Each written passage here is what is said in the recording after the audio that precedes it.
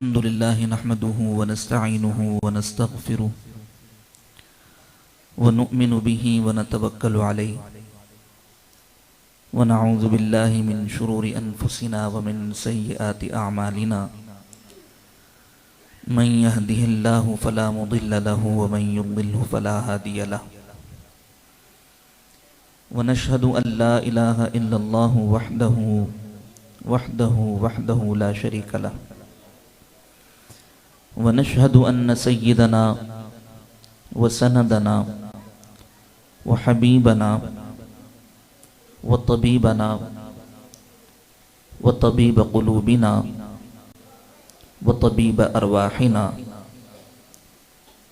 ملجانا ومأوانا محمدا عبده ورسوله صلى الله تعالى عليه وسلم. أما بعد فأعوذ بالله من الشيطان الرجيم. بسم الله الرحمن الرحيم.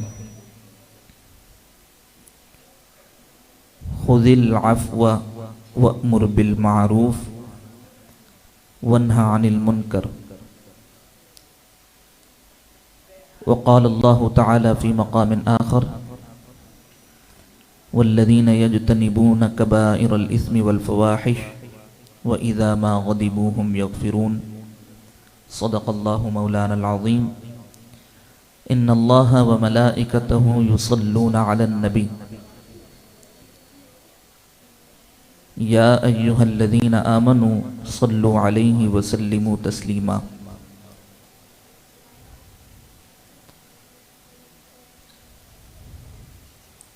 حضرت سیدنا صدیق اکبر رضی اللہ تعالیٰ عنہ فرماتے ہیں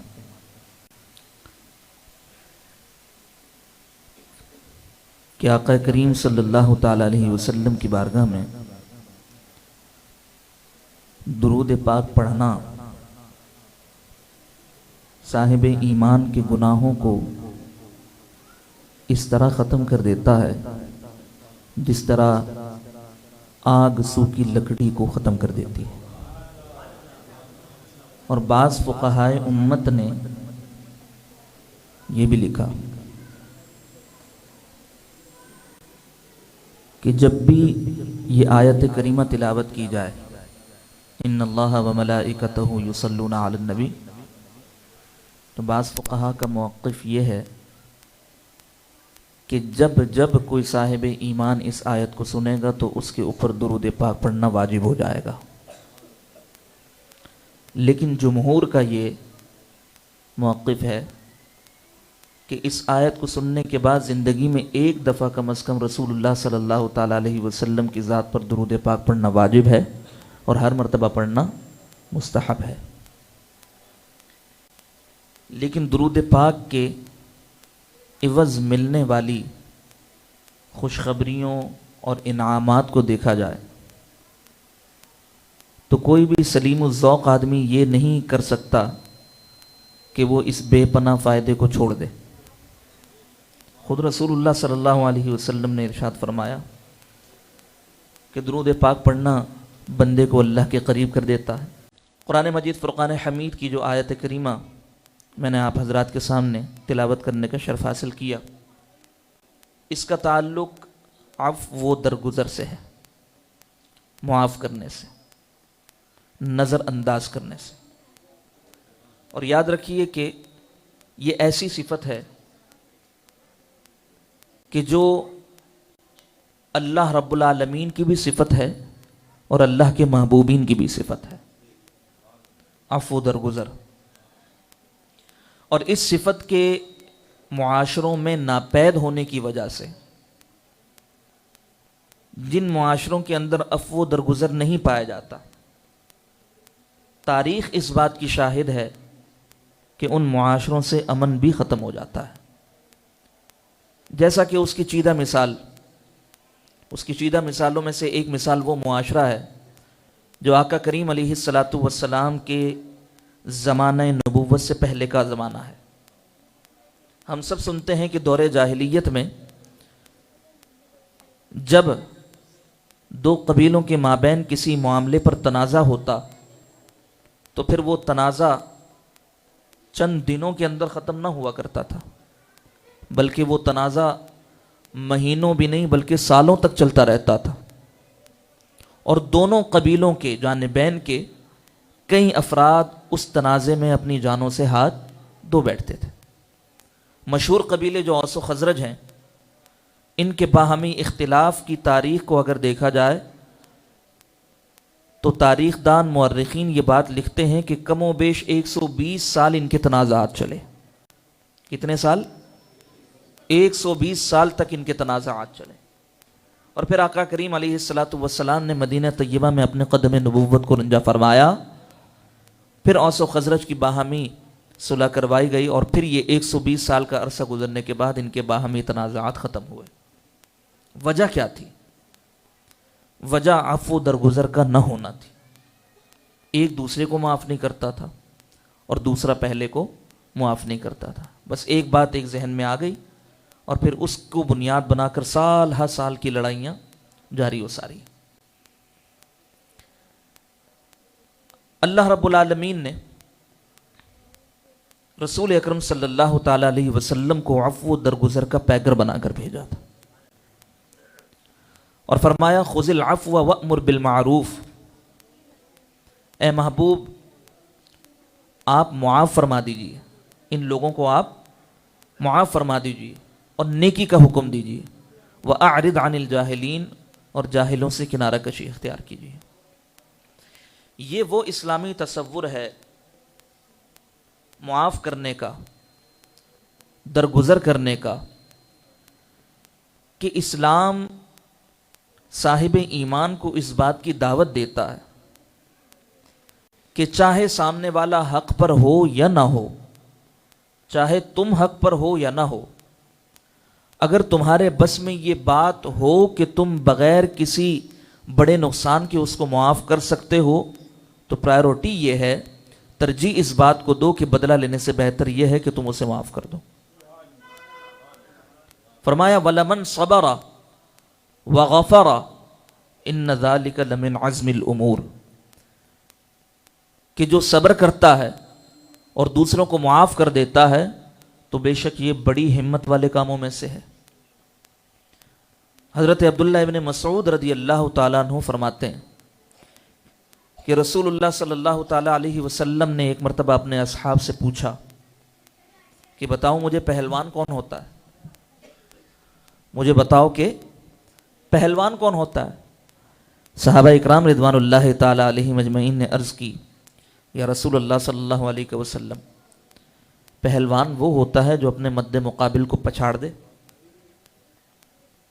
جو اپنے دشمن کو گرا دے، جو اپنے دشمن کو زیر کر دے، اسے شکست دے دے، وہ پہلوان ہوتا ہے۔ میرے آقا علیہ الصلوۃ والسلام نے فرمایا نہیں، پہلوان وہ ہوتا ہے جو بدلہ لینے کی طاقت رکھنے کے باوجود سامنے والے کو معاف کر دے۔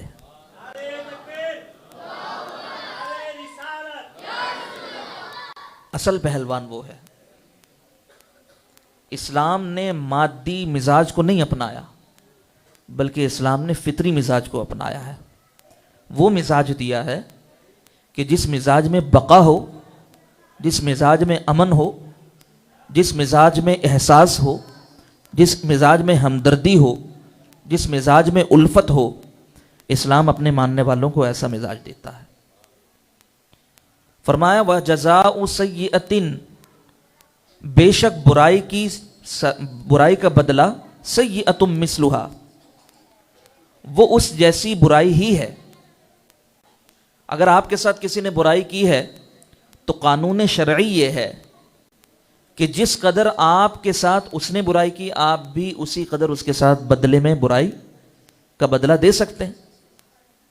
لیکن یہاں تک اللہ رب العالمین نے اکتفا نہیں فرمایا، فرمایا فمن عفا، پس جو اس کے باوجود معاف کر دے، وَأَصْلَحَ، اور نیکی کرے، فَأَجْرُهُ عَلَى اللَّهِ، تو پھر اس کا اجر اللہ رب العالمین کے ذمہ کرم پر ہے، اس کا اجر اللہ رب العالمین کے ذمہ ہے۔ ہم معتدل دین والے ہیں، ہم درمیانے رستے والے ہیں۔ صاحب مرقات ملا علی قاری رحمۃ اللہ تعالی علیہ نے اور صاحب نور الانوار ملا جیون رحمۃ اللہ تعالی علیہ نے اہدنا الصراط المستقیم کی یہی تشریح فرمائی ہے. اہدنا الصراط المستقیم، چلا ہمیں سیدھے راستے پر. یہ کیسا راستہ ہے؟ فرماتے ہیں یہ معتدل راستہ ہے، جس میں نہ زیادہ اونچائی ہے نہ زیادہ نیچائی ہے، نہ زیادہ سختی ہے نہ زیادہ نرمی ہے. ہم دین کے اعتبار سے اگر موازنہ کریں تو ہمارا دین بھی معتدل دین ہے، اور اگر ہم مذہب اور مسلک کے اعتبار سے اگر اپنا موازنہ کریں تو ہم مسلکی اعتبار سے بھی معتدل مسلک والے ہیں. پہلے دین کی مثال، پھر مسلک کی مثال. حضرت سیدنا موسیٰ علی نبینا وعلیہ الصلاۃ والسلام کی شریعت مطہرہ کا یہ قانون تھا، کیونکہ وہ جلالی نبی تھے. ان کی شریعت میں یہ قانون تھا کہ اگر تمہیں کوئی ایک تھپڑ مارے تو قانون شرعی یہ ہے کہ اس کے بدلے میں 2 مارو. حضرت عیسیٰ علیہ نبینا علیہ الصلاۃ والسلام کے دین میں قانون شرعی یہ تھا کہ تم حسن سلوک میں اتنے آگے بڑھ جاؤ کہ اگر تمہیں کوئی تکلیف دے تو پھر تم اسے معاف بھی کر دو اور اسے کچھ کہو بھی نہ. لیکن دین اسلام کو اللہ رب العالمین نے اعتدال عطا فرمایا. دین اسلام کا قانون یہ ہے کہ اگر تمہیں کوئی تکلیف دے تو قانون شرعی یہ ہے کہ تم اتنی ہی تکلیف بدلے میں اسے دے سکتے ہو، اس پر تمہارا موازنہ نہیں ہوگا. لیکن اگر تم اسے معاف کر دو گے تو اس کا اجر اللہ رب العالمین تمہیں روز محشر عطا فرمائے گا، اور وہ اس قدر بڑا ہوگا کہ اس اجر کو پوشیدہ رکھا گیا ہے، بتایا نہیں گیا. فرمایا فمن عفا واصلح فاجرہ علی اللہ.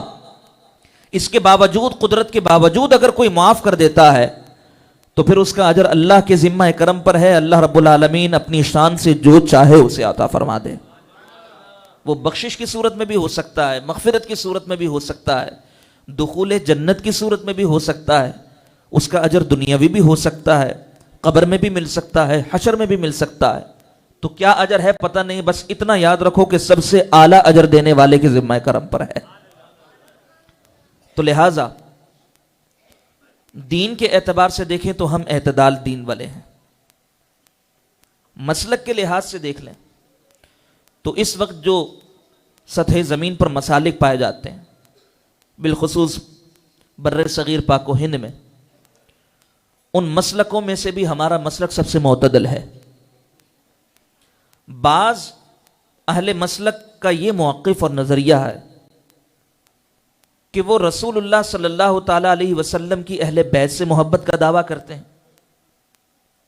لیکن اس دعوے میں اتنی مبالغہ آرائی کرتے ہیں اور اتنے آگے چلے جاتے ہیں کہ رسول اللہ صلی اللہ تعالی علیہ وسلم کے اصحاب پر تہمتیں باندھتے ہیں، سب و شتم کا نشانہ بناتے ہیں، گالیاں دیتے ہیں، برا بھلا کہتے ہیں. اور ایک دوسرا طبقہ وہ ہے کہ جو رسول اللہ صلی اللہ تعالی علیہ وسلم کے اصحاب سے محبت کا دعویٰ کرتا ہے اور اس دعوے میں اتنی مبالغہ آرائی کرتا ہے کہ وہ پھر رسول اللہ کے اہل بیت پر سب و شتم کرتا ہے. لیکن اللہ رب العالمین نے ہمیں صراط مستقیم عطا فرمایا. ہم وہ لوگ ہیں کہ جو رسول اللہ صلی اللہ تعالی علیہ وسلم کے اصحاب کو بھی اپنے سر کا تاج سمجھتے ہیں، ہم رسول اللہ کے اہل بیت کو بھی اپنے سر کا تاج سمجھتے ہیں. اور مسلک اہل سنت یہ ہے کہ کسی شخص کو، کسی صاحب ایمان کو اس بات کی اجازت نہیں کہ وہ اہل بیت میں سے کسی ذات یا صحابہ اکرام میں سے کسی ذات کے حوالے سے کوئی حل کی بات کرے. اور جہاں مشاجرات کی بات ہو، جہاں اختلافات کی بات ہو، جہاں جنگوں کی بات ہو، تو وہاں پر اہل سنت کا موقف یہ ہے کہ وہاں کف لسان کر دیا جائے، زبان کو بند کر دیا جائے. وہ جانے اور اللہ جانے. ہمیں کوئی اختیار نہیں کہ کسی کے بارے میں فیصلہ کریں، چاہے اہل بیت ہوں یا چاہے صحابہ اکرام ہوں. سب کے بارے میں قرآن کا فیصلہ ہے کہ رضی اللہ عنہم ورضوا عنہ. اللہ ان سے راضی ہے اور یہ سب. جب اللہ راضی ہے تو پھر میں اور آپ ناراض ہونے والے کون بنتے؟ تو لہٰذا ہمارا جو دین ہے اور ہمارا جو مسلک ہے وہ معتدل ہے.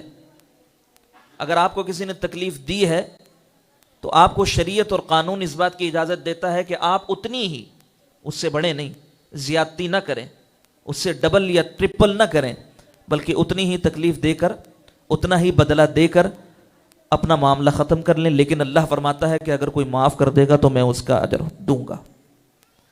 رسول اللہ صلی اللہ تعالیٰ علیہ وسلم نے فرمایا، ترمذی شریف کی حدیث ہے، حضرت معاذ ابن جبل رضی اللہ تعالیٰ عنہ اس حدیث کے راوی، وہ فرماتے ہیں کہ میرے آقا علیہ الصلوۃ والسلام نے ارشاد فرمایا، اگر کوئی اپنے غضب کے تقاضوں کو پورا کرنے کے قابل ہو، کوئی اپنے غضب کے، غصے کے تقاضوں کو پورا کرنے کی اہلیت رکھتا ہو، لیکن اس کے باوجود وہ سامنے والے کو معاف کر دے، تو کل بروز محشر اللہ رب العالمین ساری کی ساری مخلوقات کے سامنے اس کو بلائے گا اور حوران جنت کو اس کے سامنے کھڑا کرے گا اور یہ اختیار دے گا کہ اے میرے بندے، تو نے میری رضا کی خاطر اپنے ساتھ زیادتی کرنے والے کو معاف کیا، آج میں ساری مخلوقات کے سامنے تجھے یہ صلہ دیتا ہوں کہ یہ حوران جنت تیرے سامنے کھڑی ہیں، تو ان میں سے جس کو چاہتا ہے اپنے لیے اختیار کر لے، جس کو چاہتا ہے اپنے لیے اختیار کر لے۔ آج میرا اور آپ کا مزاج یہ ہے کہ ہم 4 بندوں کے سامنے اپنی عزت افزائی چاہتے ہیں، اور میرا اور آپ کا مزاج یہ گوارا نہیں کرتا کہ 2 بندوں کے سامنے بھی ہماری کوئی برائی بیان کی جائے۔ یہ ہماری شان کے خلاف ہے، یہ فطرت انسانی کے خلاف ہے۔ لیکن اللہ رب العالمین صرف اپنی رضا کے لیے سامنے والے کو معاف کرنے والے کو کتنا بڑا اجر دے رہا ہے۔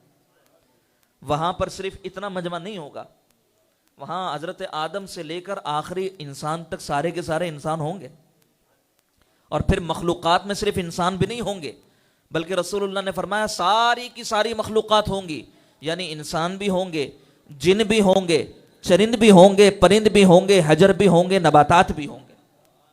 ہر مخلوق کے سامنے اللہ رب العالمین اپنی رضا کی خاطر معاف کرنے والے کو یہ اعزاز عطا فرمائے گا، حوران جنت کو سامنے کھڑا کرے گا اور فرمائے گا جسے چاہتا ہے اپنے لیے اختیار کر لے۔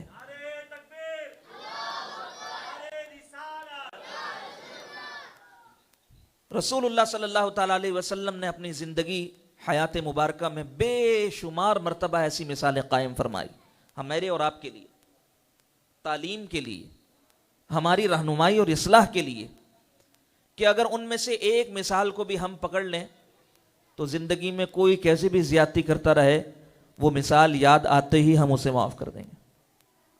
شرط یہ ہے کہ وہ زیادتی آپ کی ذات سے تعلق رکھتی ہو، قوانین الہیہ کے ساتھ تعلق نہ رکھتی ہو، کیونکہ ام المؤمنین سیدہ کائنات حضرت سیدتنا عائشہ رضی اللہ تعالی عنہا فرماتی ہیں کہ میرے آقا علیہ الصلوۃ والسلام نے کبھی بھی کسی سے اپنی ذاتی زیادتی کا انتقام نہیں لیا۔ ہاں، اگر کوئی اللہ کی حد کو پار کرتا تھا، اگر کسی نے اللہ کے قانون کو توڑا، کسی نے شریعت کے حکم کو توڑا، تو پھر آپ اللہ کی طرف سے اسے بدلہ لیتے تھے۔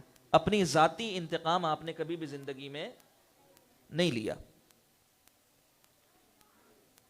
ایک شخص تھا جس کا نام تھا حبار بن الاسود۔ میں یہ واقعہ رسول اللہ صلی اللہ تعالیٰ علیہ وسلم کی بارگاہ سے آپ کی طرف کوٹ کر رہا ہوں کہ رسول اللہ صلی اللہ تعالیٰ علیہ وسلم نے کیسی کیسی مثالیں قائم کی۔ ویسے تو بے شمار مثالیں ہیں، لیکن انسان کی اپنی اولاد میں سے بیٹے کی نسبت بیٹیوں سے زیادہ انسیت ہوتی ہے، اور رسول اللہ صلی اللہ تعالیٰ علیہ وسلم نے ہی یہ مزاج دیا کہ تم جب اپنے گھر میں کوئی چیز لے کر آؤ تو اپنی اولاد میں سے پہلے بیٹی کو عطا کرو۔ یہ تو وہ معاشرہ تھا نا کہ جس میں بیٹیوں کو زندہ درگور کر دیا جاتا تھا۔ یہ تو وہ معاشرہ تھا کہ جس کے بارے میں قرآن فرماتا ہے وَإِذَا بُشِّرَ أَحَدُهُمْ بِالْأُنثَىٰ ظَلَّ وَجْهُهُ مُسْوَدًّا وَهُوَ كَظِيمٌ، کہ اس معاشرے میں جب کسی کو یہ خبر دی جاتی تھی کہ تمہارے گھر پہ بیٹی کی ولادت ہوئی ہے تو اس کے چہرے کی چمڑی کھنچ جاتی تھی، وہ لوگوں سے اپنا منہ چھپاتا پھرتا تھا، اور وہ کہتا تھا کہ میں کس طرح لوگوں کا سامنا کروں کہ میرے گھر پہ بیٹی ہوئی ہے، ذلت کا سامنا کیسے کروں۔ میرے آقا علیہ الصلوۃ والسلام نے اپنی حیات نبوت میں سیدہ کائنات سیدہ فاطمہ الزہرا رضی اللہ تعالی عنہا کا کھڑے ہو کر استقبال فرمایا، ان کے دست پر بوسہ دے کر امت کو یہ پیغام دیا کہ بیٹیوں کی پیدائش آر نہیں بلکہ خوش نصیبی ہوتی ہے، اور فرمایا کہ جس کے گھر پر بیٹی ہو، جس کے ہاں بیٹی کی ولادت ہو، اس نے اس کی پرورش کی ہو صحیح نقوش پر، صحیح خطوط پر، اور پھر اس نے بوقت رشتہ اس کا رشتہ کر دیا ہو، میرے آقا علیہ الصلوۃ والسلام نے ارشاد فرمایا کل قیامت کے دن وہ میرے ساتھ ایسے ہوگا جیسے یہ 2 انگلیاں جڑی ہوئی ہیں۔ بیٹیوں سے محبت کا مزاج خود رسول اللہ صلی اللہ تعالیٰ علیہ وسلم نے دیا ہے۔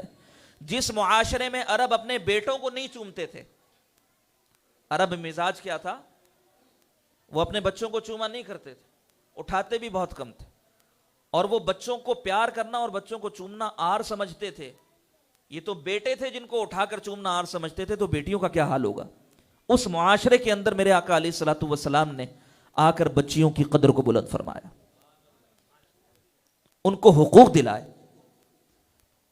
تو میں عرض کر رہا تھا کہ انسان کی اپنی بیٹی کے ساتھ بڑی انسیت ہوتی ہے۔ یہ مزاج امت کو دینے والے آقا کی خود اپنی بچیوں کے ساتھ محبت کا کیا عالم ہوگا۔ میں ذکر کر رہا تھا حبار بن الاسود کا۔ یہ حبار بن الاسود ایسا شخص تھا کہ جس نے رسول اللہ صلی اللہ تعالیٰ علیہ وسلم کی بیٹی کی شان میں گستاخی کی تھی۔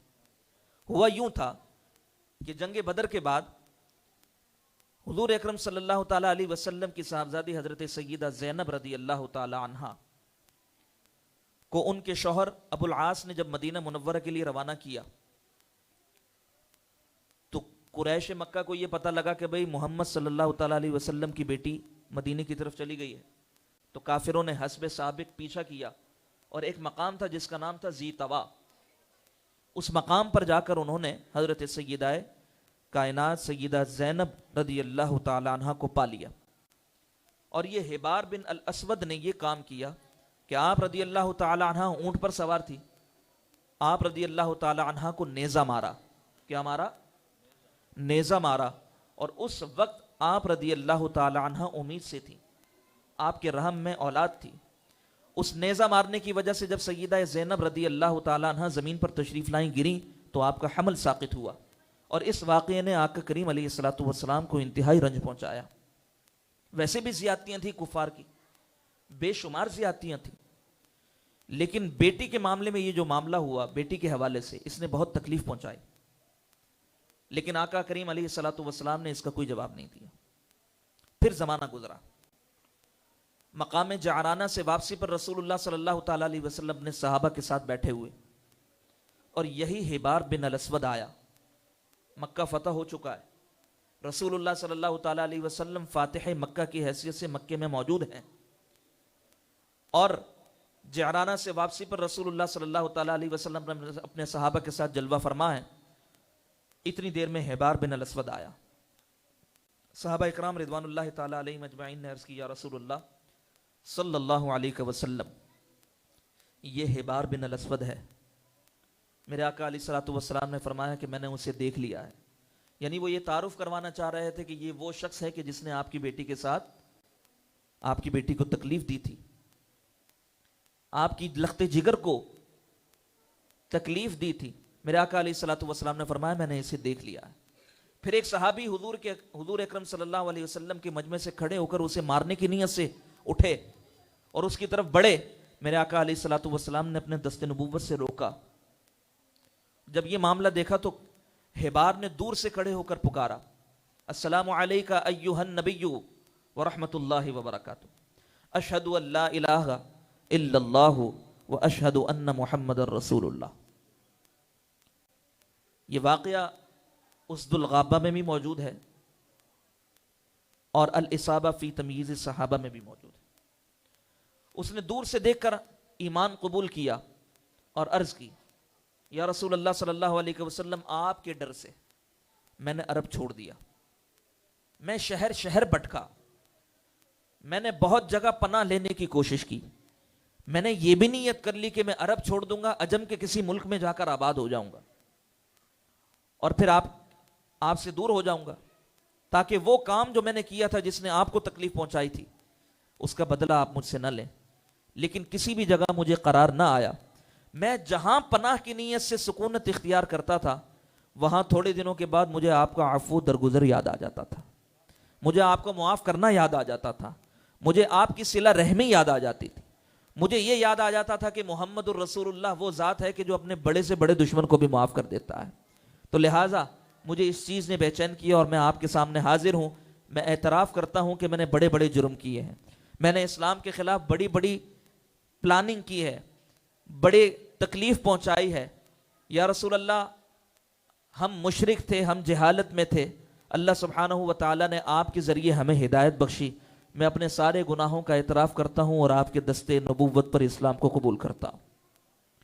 اتنی زیادہ اور اتنی بڑی تکلیف دینے والا شخص جب رسول اللہ کی بارگاہ میں پہنچا تو میرے آقا علیہ الصلوۃ والسلام نے ایک لفظ بھی اس کی مذمت میں نہیں ارشاد فرمایا، بلکہ فرمایا حبار تمہیں خوش آمدید، تمہارے اوپر اللہ رب العالمین کا یہ احسان ہے کہ اللہ رب العالمین نے تمہیں اسلام کی دولت عطا فرمائی، اور اسلام وہ دین ہے کہ جو گزشتہ زندگی کے سارے گناہوں کو ختم کر دیتا ہے، معاف کر دیتا ہے۔ پھر ایک حبار نہیں، وہ ابو جہل، وہ ابی ابن کعب، وہ ابو سفیان، وہ دیگر منافقین جنہوں نے سرزمین مکہ پر آقا کریم علیہ الصلوۃ والسلام آپ کے اصحاب اور اہل بیت کو طرح طرح کی اذیتوں کا نشانہ بنایا، آقا کریم علیہ الصلوۃ والسلام نے سب کو معاف فرما دیا۔ اس وقت تو کم تھے تعداد میں جب مکے سے نکلے تھے، لیکن جب فتح مکہ کے موقع پر فاتح مکہ کی حیثیت سے مکہ المکرمہ میں داخل ہوئے تو میرے آقا علیہ الصلوۃ والسلام نے ایک اعلان فرمایا تھا، اذهبوا انتم الطلقاء۔ کیا فرمایا تھا؟ اذهبوا انتم الطلقاء، جاؤ آج تم سب آزاد ہو، کسی سے اس کے گناہوں کا بدلہ نہیں لیا جائے گا۔ پھر ابو سفیان دیگر اور ہند جیسے ایسی سفاکیت سے آپ صلی اللہ تعالی علیہ وسلم کے چچا کو شہید کرنے والے لوگوں کو، حبشی جیسے، وحشی جیسے غلاموں کو بھی آقا کریم علیہ الصلوۃ والسلام نے اسلام قبول کرنے کے بعد معاف فرما دیا۔ اور کئی ایسے واقعات ہیں جو رسول اللہ صلی اللہ تعالی علیہ وسلم کی عفو درگزر پر دلیل ہے، اور مجھے اور آپ کو بھی یہی حکم ہے کہ اپنی زندگی کے معاملات میں عفو درگزر کو اپنائیں۔ اور اس موضوع کے انتخاب کی ایک وجہ یہ بھی تھی کہ ہمارے معاشرے میں دوستی کے اعتبار سے دیکھا جائے، رشتہ داری کے اعتبار سے دیکھا جائے، پارٹنرشپ کے اعتبار سے دیکھا جائے، یا دیگر کسی تعلق کی بنا پر دیکھا جائے، وہاں پر تو عفو درگزر ہے ہی نہیں۔ لیکن اب نوبت یہاں تک آ گئی ہے کہ اپنے خاندانی معاملات میں بھی معاف کرنے کا مزاج آہستہ آہستہ ختم ہوتا چلا جا رہا ہے۔ مثلا باپ اور بیٹے کا اختلاف ہو گیا تو اب یہ لکھ دیا جاتا ہے، کہہ دیا جاتا ہے، قسمیں اٹھا لی جاتی ہیں۔ باپ یہ کہتا ہے کہ میرے جنازے میں بھی تجھے آنے کی اجازت نہیں، بیٹا یہ کہتا ہے کہ میں اپنی ساری زندگی اب اپنے باپ کا منہ نہیں دیکھوں گا، اپنے باپ کی چوکھٹ پہ نہیں جاؤں گا۔ اسی طرح اگر کسی شخص نے اپنی والدہ کی مرضی کے بغیر شادی کر لی، ہونا تو یہ چاہیے کہ والدہ کی رضا کو پیش نظر رکھنا چاہیے، لیکن اب یہاں پر اس عظیم رشتے کو بھی انا کی بنیاد پر نفرتوں کی گھاٹ اتار دیا جاتا ہے۔ ساری زندگی اس بچے کو معاف نہیں کیا جاتا۔ باپ کی مرضی کے خلاف کر لیں تو باپ نہیں معاف کرتا، ماں کی مرضی کے خلاف کر لیں تو ماں نہیں معاف کرتی، اور اگر ماں باپ اپنی مرضی سے بیٹے کی مرضی کے خلاف کچھ کروا لیں تو بیٹا ساری زندگی معاف نہیں کرتا۔ تو نتیجہ کیا نکلتا ہے کہ یہ نفرتیں پنپتی رہتی ہیں، یہ پھر دلوں کے اندر راسخ ہو جاتی ہیں، اور پھر یہ ایک نسل تک منتقل نہیں رہتی بلکہ یہ نسل در نسل منتقل ہوتی ہے۔ یہ مزاج بنتا ہے، الفاظ کے ساتھ، رویوں کے ساتھ یہ چیز اگلی نسلوں تک منتقل ہوتی ہے۔ اس مزاج کو ختم ہونا چاہیے، عفو درگزر والا معاملہ اپنانا چاہیے۔ رسول اللہ صلی اللہ تعالی علیہ وسلم نے ارشاد فرمایا کہ وہ شخص جو اللہ کی رضا کے لیے دنیا میں کسی کو معاف کر دیتا ہے، اللہ رب العالمین بروز قیامت اس شخص کو معاف کرنے کی وجہ سے اس کی گناہوں کی مغفرت فرما دے گا۔ یاد رکھیے کہ اللہ رب العالمین کی رحمت بہانے ڈھونڈتی ہے انسانوں کو بخشنے کے، اس کی بارگاہ بہت وسیع ہے، اس کی رحمت بہت وسیع ہے، وہ نہ جانے آپ کو کس کی معافی کے بدلے معاف کر دے۔ اپنے گناہوں کا اگر محاسبہ کریں، اپنے اعمال کا محاسبہ کریں تو صبح آنکھ کھلنے سے لے کر رات آنکھ بند ہونے تک کتنے ہی گناہ ہیں جن کی طرف تو ہمارا دھیان جاتا ہی نہیں، بڑے بڑے گناہوں کو تو چھوڑ دیں، لیکن کتنے ایسے اعمال اور اقوال ہیں، کتنے افعال ہیں کہ جو اللہ رب العالمین کے اور اللہ کے رسول صلی اللہ تعالی علیہ وسلم کی ناراضگی کو مول لینے والے ہیں، ہم بے جا کرتے رہتے ہیں، ان کی طرف توجہ بھی نہیں جاتی کہ یہ جو میں کام کر رہا ہوں یہ غلط ہوں، مثال کے طور پر ایک شخص کو گالی دینے کی عادت ہے. اب عادت ہے, عادت کو چھوڑتے چھوڑتے وقت لگتا ہے, لیکن اسے یہ نہیں پتا کہ میں کتنی دفعہ, کتنے لوگوں کو آپ جانتے ہوں گے جو بات بعد میں کرتے ہیں, پہلے گالی دیتے ہیں. کتنے لوگ ہیں, کتنے لوگوں کو آپ جانتے ہیں کہ جن کی گفتگو میں آدھا کلام دوسرے لوگوں کی غیبت پر مبنی ہوتا ہے. کتنے لوگ ہیں کہ جو حقوق والدین ادا نہیں کرتے. یاد رکھیے کہ ہم صبح سے لے کر شام تک بے گناہ اللہ رب العالمین کی نافرمانیوں میں ملوث رہتے ہیں. اگر وہ اپنے عدل پر آئے تو پھر ہماری زندگی کا ایک بھی لمحہ اس کی بارگاہ میں قابل قبول نہ ہو, لیکن فضل پر آئے تو بڑے بڑے گناہوں کو بخش دے. فرمایا نا رومی کشمیر میاں محمد بخش رحمت اللہ تعالی علیہ, جے میں ویکھاں عملہ ولے کچھ نہیں میرے پلے. اگر عمل کی طرف اگر میں دیکھوں تو پھر اپنے پاس اللہ کی بارگاہ میں پیش کرنے کے لیے کوئی عمل موجود نہیں. جے میں ویکھاں رحمت رب دی بلے بلے بلے. اور اگر میں اپنے رب کے فضل کو دیکھوں, اپنے رب کے رحمت کو دیکھوں, تو پھر مجھے اپنے رب کی رحمت سے یہ امید ہے کہ اللہ رب العالمین گناہوں کے ڈھیروں کے باوجود بھی مجھے معاف فرما دے گا.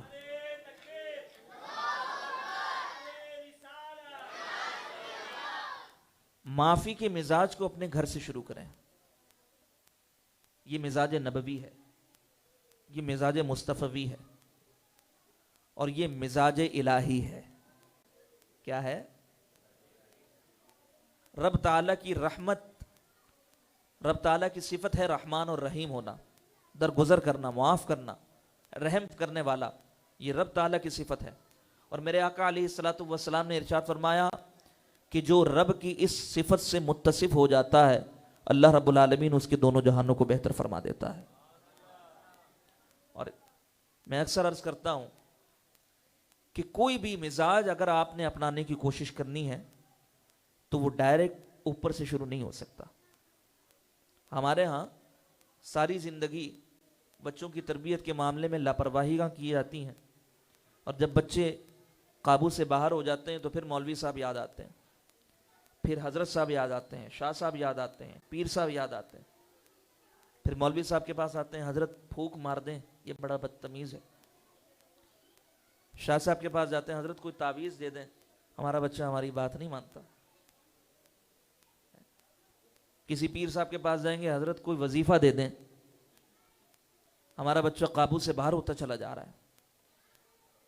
تو ساری زندگی تربیت کے معاملے میں لاپرواہیاں کرنے کے بعد پھر نہ کوئی پھونک اثر کرتی ہے, نہ کوئی تعویذ اثر کرتا ہے. تعلیم و تربیت کی ذمہ داری جہاں استاد کی ہے وہاں والدین کی بھی ہے. اور ام المؤمنین سیدہ کائنات رضی اللہ تعالیٰ عنہ, عائشہ رضی اللہ تعالیٰ عنہ فرماتی ہیں کہ حضور اکرم صلی اللہ تعالیٰ علیہ وسلم نے اپنی اولاد اور اپنے صحابہ کی تربیت اس نقشے پر کی ہے کہ میرے آقا علیہ الصلوۃ والسلام نے ساری زندگی کسی کو ڈانٹا نہیں, کسی کو مارا نہیں. حضرت انس بن مالک رضی اللہ تعالیٰ عنہ فرماتے ہیں 10 سال حضور کی خدمت گار رہے ہیں. کتنے سال رہے ہیں؟ حضرت انس بن مالک رضی اللہ تعالیٰ عنہ کی والدہ سیدہ ام سلیم رضی اللہ تعالیٰ عنہ جب چھوٹے سے تھے تو حضور کی بارگاہ میں لے آئی تھی اور عرض کی تھی, یا رسول اللہ یہ آپ کی بارگاہ میں آپ کا خدمتگار ہے. حضور نے قبول فرمایا. حضرت انس فرماتے ہیں کہ میں نے 10 سال حضور کی خدمت کی ہے. 10 سال بارگاہ نبوی میں رہنے والا نوکر بتا سکتا ہے کہ مزاج مصطفیٰ کیا تھا. حضرت انس فرماتے ہیں کہ 10 سال میں نے حضور کی نوکری کی ہے, حضور کی بارگاہ میں رہا, حضور کے کام کرتا رہا, مگر ان 10 سالوں میں ایک مرتبہ بھی مجھے حضور اکرم صلی اللہ تعالیٰ علیہ وسلم نے ڈانٹا یا مارا نہیں. ایک مرتبہ مجھے کسی کام سے بھیجا اور میں جب جا رہا تھا اس کام کرنے کے لیے تو رستے میں نے دیکھا کہ میدان میں کچھ بچے کھیل رہے ہیں, چھوٹی عمر کے تھے. میں بھی ان کے ساتھ کھیل میں مصروف ہو گیا. بہت دیر گزر گئی. اتنی دیر میں نے محسوس کیا کہ میری کن پٹی پر بارگاہ مصطفیٰ صلی اللہ تعالیٰ علیہ وسلم کی جانب سے دست نبوت رکھا گیا. حضور نے پکڑا, انس تمہیں میں نے فلاں کام کے لیے بھیجا تھا. میں گھبرا گیا اور میں نے سوچا کہ اب مجھے ڈانٹ پڑے گی, لیکن جب میں نے مڑ کر دیکھا تو چہرہ مصطفیٰ پر مسکراہٹ تھی. مسکراتے ہوئے تبسم فرماتے ہوئے پوچھا انس کیا تم نے وہ کام ابھی تک نہیں کیا؟ میں نے عرض کیا رسول اللہ میں بھول گیا. حضور نے فرمایا جاؤ آپ کر لو. اب اگر ہم آج اپنے گھروں میں مزاج یہ قائم کریں کہ بچے کے ہاتھ سے گلاس گر کر ٹوٹ جائے تو ہم اسے 2 موٹی موٹی گالیاں دیں تو ہمارا بچہ کبھی بھی باادب نہیں ہوگا. یہ عفو درگزر کا مزاج ہمیں اپنی اولاد سے شروع کرنا ہے. ہماری بیوی سے کھانے میں نمک زیادہ پڑ جائے تو وہ کھانا ہم قبول نہ کریں اور امید یہ کریں کہ ہماری بڑی بڑی غلطیاں بھی ہماری بیوی معاف کر دے, عیب پوشی کر لے. تو یہ گیو اینڈ ٹیک کا معاملہ ہوتا ہے, یہ ترجیحات کا معاملہ ہوتا ہے. جو آپ دیں گے پائیں گے بھی وہی, چاہے وہ سامنے دینے والی ذات بیوی کی ہو یا اولاد کی ہو, دوست کی ہو یا استاد کی ہو. آپ اگر محبت دیں گے, معافی دیں گے تو سامنے سے بھی آپ کو معافی والا مزاج ملے گا. اور اگر آپ نے تن کے رکھنا ہے تو پھر لوگوں نے بھی آپ کو تن کر رکھنا ہے. اس طرح کی جو محافل ہوتی ہیں, اس طرح کی جو مجالس ہوتی ہیں, ایصال ثواب کی حقیقت اپنی جگہ, لیکن یاد رکھیے کہ کسی کو عفو درگزر کا مزاج دے دینا بھی صدقہ جاریہ ہے. اپنی اولاد کی بہترین تربیت کو حضور نے صدقہ جاریہ قرار دیا کہ نہیں دیا؟ فرمایا نا اذا مات الانسان انقطع عملہ, کہ جب انسان مر جاتا ہے تو اس کے اعمال کا سلسلہ منقطع ہو جاتا ہے. الا بثلاث, مگر 3 کام ایسے ہیں کہ اگر وہ اپنی زندگی میں کر گیا تو پھر اس کے نامہ اعمال میں کاؤنٹر چلتا رہے گا, نیکیاں لکھی جاتی رہیں گی. اس میں فرمایا ایک تو صدقہ جاریہ ہے, ایک علم نافع ہے, اور ایک اولاد صالح ہے. اب صدقہ جاریہ میں ہمارا مزاج یہ ہے کہ ہم نے صرف مال تک صدقہ جاریہ کے مفہوم کو رکھا ہے کہ ہم نے جہاں پیسے دے دیے مسجد میں بس وہی صدقہ جاریہ ہے, اس کے علاوہ کچھ بھی صدقہ جاریہ نہیں. میرے بھائیوں, اگر آپ نے کسی کو حلال کمانے کے 2 طریقے سکھا دیے اور وہ ساری زندگی اس سے حلال کماتا رہا نا, یہ بھی صدقہ جاریہ ہے. آپ نے کسی کو 2 چانٹے لگا کر سچ بولنے پر لگایا اور وہ ساری زندگی سچ بولتا رہا, یہ بھی صدقہ جاریہ ہے. آپ نے کسی کو معاف کر کے اس کو معاف کرنا سکھایا, وہ ساری زندگی آپ کی سیکھے ہوئے سے معاف کرتا رہا, یہ بھی صدقہ جاریہ ہے. اس کے مفہوم کو صرف پیسوں تک محدود نہ کیجئے بلکہ اپنی زندگی کے ہر شعبے میں اپنائیے. اپنے سے چھوٹوں پر شفقت کر کے صدقہ جاریہ کوئی مزاج کو اپنائیے, ان کو منتقل کیجئے. گالیوں کا مزاج دیں گے تو پھر وہ گالیوں کا مزاج اپنائیں گے. اور یہ بھی یاد رکھیے کہ مسلم شریف کی حدیث سے حضرت جابر رضی اللہ تعالیٰ عنہ اس کے راوی ہیں. میرے آقا علیہ الصلوۃ والسلام نے ارشاد فرمایا کہ کوئی شخص اگر کسی اچھے عمل کی ابتدا کرتا ہے, کسی اچھے عمل کی ابتدا کرتا ہے اور اس کے اچھے عمل کو دیکھ کر معاشرہ اس کے اچھے عمل کو اختیار کرتا ہے, تو اب چاہے وہ زندہ رہے یا مر جائے, جب تک معاشروں کے اندر اس کا جاری کیا ہوا اچھا عمل چلتا رہے گا, اس کے نامہ اعمال میں نیکیاں درج ہوتی رہیں گی.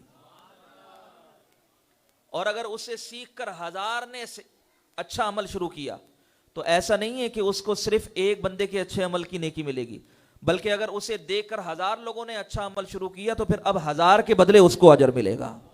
اور حضور نے فرمایا کہ اس کے نامہ اعمال سے کم نہیں کیا جائے گا.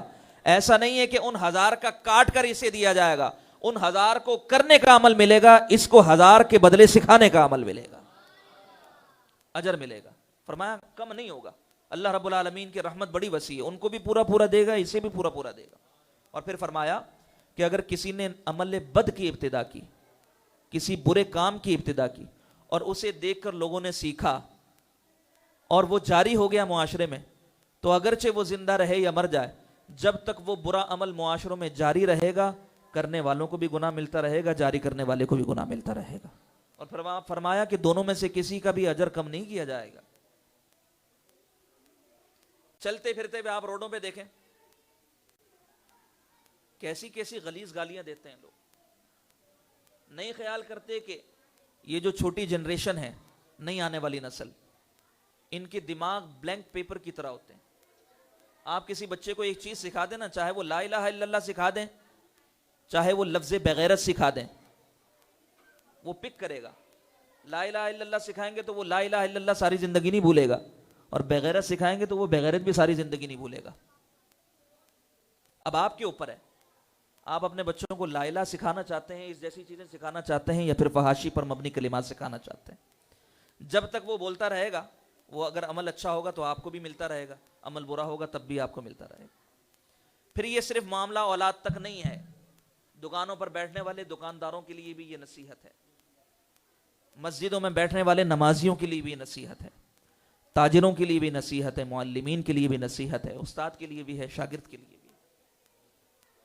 عفو درگزر والا معاملہ اختیار کیجئے، عفو درگزر والا، یہ ایسا عظیم کام ہے۔ حضور اکرم صلی اللہ تعالیٰ علیہ وسلم نے فرمایا کہ جس بندے کو معاف کرنے کی عادت پڑ جائے نا، جس بندے کا مزاج بن جائے کہ وہ اپنے ساتھ ہونے والی زیادتی کو معاف کر دے، اللہ رب العالمین دنیا میں بھی اس کی عزتوں کو بڑھا دیتا ہے، آخرت میں بھی اس کی عزتوں کو بڑھا دیتا ہے۔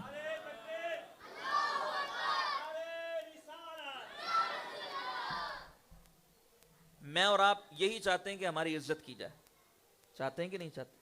ہم میں سے کوئی یہ نہیں چاہتا کہ ہماری بے عزتی ہو، نہ ہماری اولاد کے سامنے، نہ ہمارے اہل خانہ کے سامنے، نہ ہماری دوستوں کے سامنے۔ اگر آپ چاہتے ہیں کہ آپ کی عزتوں کے اندر اضافہ ہو تو اپنے ساتھ زیادتی کرنے والوں کو معاف کرنا شروع کریں۔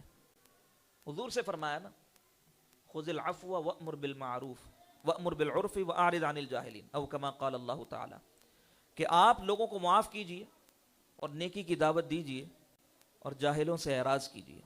وَإِذَا خَاطَبَهُمُ الْجَاهِلُونَ قَالُوا سَلَامًا، دیکھیے سدھارنے کی کوشش کیجئے، نصیحت کرتے رہیے کہ بیٹا ایسے نہیں، ایسے، کوئی بڑا ہے تو ادب کے دائرے میں رہ کر، ماں ہے تو ماں کو بھی سمجھائیں ادب کے دائرے میں رہ کر۔ اور یاد رکھیے کہ ہمارے جو بزرگ اکثر کہتے ہیں نا کہ ساری زندگی اس کے لیے کمایا، ساری زندگی ان کے لیے خون پسینے کی کمائی ایک کی، ساری زندگی ان کے لیے خوار ہوئے، برباد ہوئے، ان کو کما کما کے لا کر دیتے رہے، لیکن آج یہ ہے کہ ہماری بات نہیں سنتی، تو وہ بھی اپنے مزاج پر غور کریں کہ تم نے کیا دیا، تم نے ادب والا معاملہ کر کے دکھایا جو وہ سیکھیں۔ صرف شکوے کرنے سے کچھ نہیں ہوگا، جو آپ نے دیا ہے آپ کو بدلے میں وہی ملے گا۔ لہٰذا کوئی بڑا ہے یا چھوٹا ہے، یاد رکھیے کہ یہ گیو اینڈ ٹیک کا معاملہ ہے، ساری زندگی کا معاملہ ہے جب تک آنکھ کھلی ہے۔ زندگی کے لڑکپن کے حصے میں جو کچھ دو گے بڑھاپے میں وہی پاؤ گے، جوانی میں جو کچھ کرو گے وہی بڑھاپے میں پاؤ گے۔ آج حافظ شفیع صاحب کو انتقال ہوئے کتنا عرصہ ہو گیا؟ 3 سال ہو گئے۔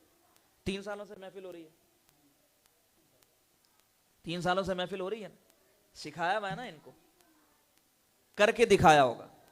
اپنے اماں ابا کی بھی برسی کرتے ہوں گے، اصالے ثواب کرتے ہوں گے، سکھا کر گئے، تبھی ان کو یہ توفیق میسر ہے کہ یہ اپنے ابا کی برسی کر رہے ہیں۔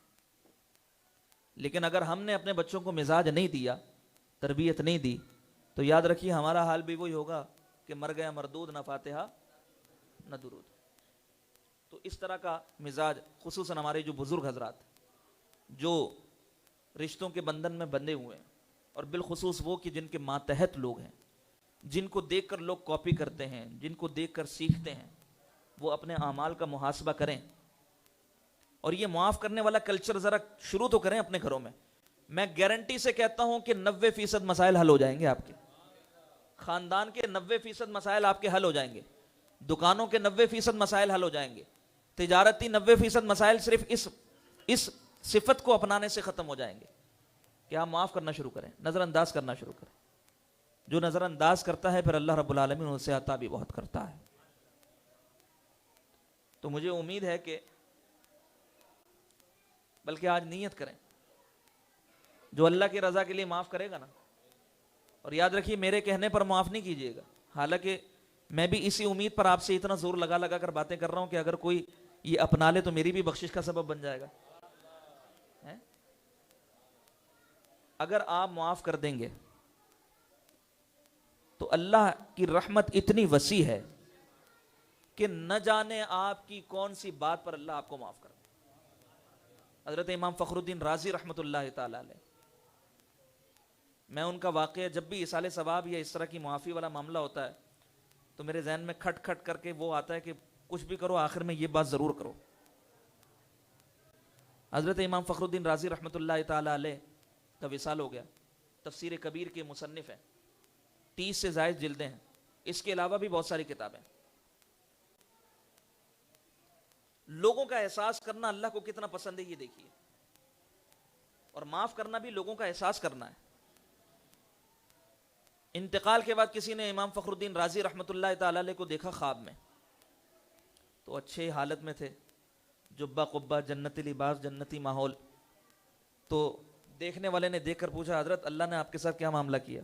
حضرت نے عرض کی, فرمایا اللہ نے مجھے بخش دیا.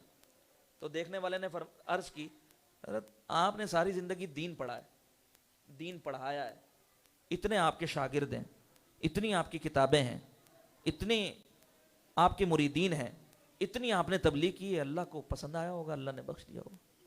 فخر الدین رازی فرماتے ہیں کہ ان سارے کاموں میں سے جن کے تم نے نام لیے نا, ایک بھی میرے کام نہیں آیا, ایک بھی میرے کام نہیں آیا. جب اللہ کی بارگاہ میں مجھے پیش کیا گیا تو اللہ نے مجھ سے سوال کیا, رازی بتاؤ تم نے میرے لیے کیا کیا؟ تو میں نے ایک ایک کر کے اپنے کام اللہ کی بارگاہ میں پیش کرنا شروع کیا. یا اللہ میں نے تیرے لیے علم پڑھا.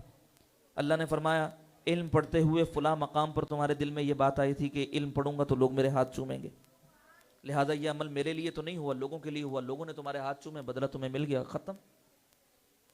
کتابیں لکھی, فلاں مقام پر تمہارے دل میں آیا کہ یہ نقطہ جو میں نے لکھا ہے یہ بڑا باکمال ہے, پڑھنے والا پڑھ کر خوش ہو جائے گا, لہذا پڑھنے والا پڑھ کر خوش ہو گیا, اس کا بدلہ تمہیں مل گیا, میری بارگاہ سے تمہارے لیے کوئی بدلہ نہیں.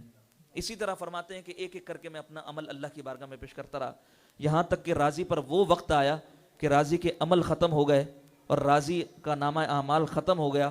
اللہ کی بارگاہ میں کوئی ایسا عمل نہ مل سکا جو خالصتاً اللہ کی رضا کے لیے ہو. پھر تو راضی نے سوچا کہ راضی گیا, پھر اللہ رب العالمین گویا ہوا. اللہ نے فرمایا راضی تیرا ایک عمل ہے جو تو نے خالصتاً میری رضا کے لیے کیا ہے. راضی فرماتے ہیں کہ میرے پاس کوئی عمل نہیں بچا. اللہ فرماتا ہے کہ راضی یاد کر وہ رات کہ جب تو تہجد کے لیے اٹھا اور تو نے مسجد کا رستہ اپنایا. رات تھی تاریک, تجھے دیکھنے والا بھی کوئی نہیں تھا اور تجھے سننے والا بھی کوئی نہیں تھا. جب تو مسجد کے راستے پر چلا تو جو راستے میں تیرے قدم میں چند کنکر چبھے, تو اس نیت سے اس راستے کو چھوڑ کر, مسجد کے راستے کو چھوڑ کر دوبارہ گھر گیا, چراغ لیا اور ان کنکروں کو اٹھایا کہ ابھی کچھ دیر بعد نمازی نماز پڑھنے کے لیے آئیں گے, کسی کے پیر میں کنکر چبھے گی تو اس کو تکلیف ہوگی, میں صاف کر دوں. راضی تیرا یہ ایک عمل ہے جو تو نے خالصتاً اپنے رب کی رضا کے لیے کیا ہے, جا اس عمل کے بدلے تیری مغفرت فرما دے.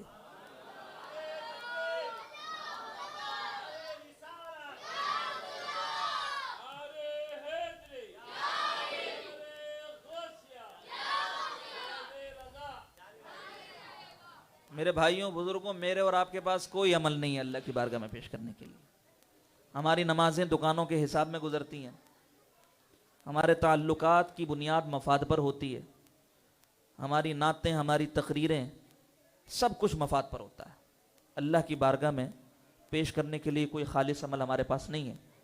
اگر کرنا چاہتے ہو تو لوگوں کو معاف کرنا شروع کر دو. اور ایک بات یہ بھی یاد رکھو کہ ہمارا مزاج یہ بھی ہے کہ معاف کر دیتے ہیں لیکن مرنے کے بعد, لہذا معاف کرنے کے لیے مرنے کا انتظار. وہ ماں جس کی ساری زندگی مخالفت کرتا رہا بیٹا, جیسے ہی اس کا انتقال ہوتا ہے نا تو بیٹے کے لیے کائنات کی سب سے اچھی ماں بن جاتی ہے وہ. اور اگر ماں بیٹی کی مخالفت کرتی رہی تو پھر جیسے ہی اس کو کچھ ہوتا ہے تو ماں کا دل صاف ہو جاتا ہے. بھئی یہ تم نے صاف اس کی زندگی میں کیوں نہیں کیا؟ وہ کسی بڑے اچھے رائٹر نے یہ کہا تھا کہ اگر آپ اپنی قدر کروانا چاہتے ہیں تو مر کر دیکھ لیں, آپ کی بڑی قدر ہوگی. مرنے کا انتظار نہ کریں معاف کرنے کے لیے میرے بھائیوں, زندگی میں معاف کر کے کسی کو خوش کر دیں, زندگی میں معاف کریں. مرنے کے بعد تو پھر معاملہ اللہ کی بارگاہ میں چلا جاتا ہے. نیت کریں, آج نیت کریں انشاءاللہ.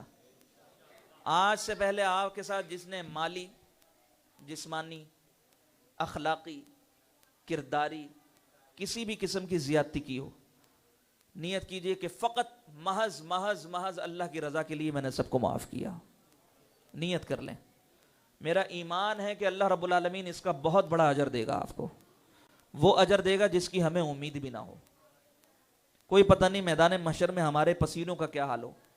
ہم نے تو صرف یہ سن رکھا ہے نا کہ کوئی گھٹوں تک, کوئی گھٹنوں تک, کوئی ناف تک, کوئی سینے تک, اور کوئی غوطے کھا رہا ہوگا پسینے میں اپنے اپنے اعمال کے بدلے. امام ابن نجیم رحمۃ اللہ تعالیٰ نے لکھا کہ وہ پسینہ نہیں ہوگا صرف، وہ پسینہ بھی ایسا کھولتا ہوا پسینہ ہوگا کہ انسان کی جسم کی ساری چربی اس سے گھل جائے گی، چمڑی گھل جائے گی۔ تو ہو سکتا ہے اس سختی کے عالم میں جب سورج سوا نیزے پر ہو اور ہمیں کسی کی معافی کی ضرورت ہو، اللہ رب العالمین ہمارا یہ معاف کرنا ہمارے کام میں لے آئے۔ وہ ایک روایت پھر مجھے یاد آ گئی،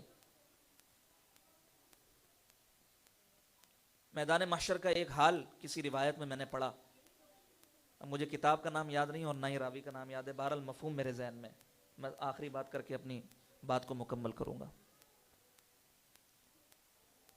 ایک بندہ ہے کہ جس کے پاس اچھی خاصی نیکیاں، اچھی خاصی نیکیاں، لیکن دخول جنت کے لیے اسے مزید ایک نیکی درکار ہے۔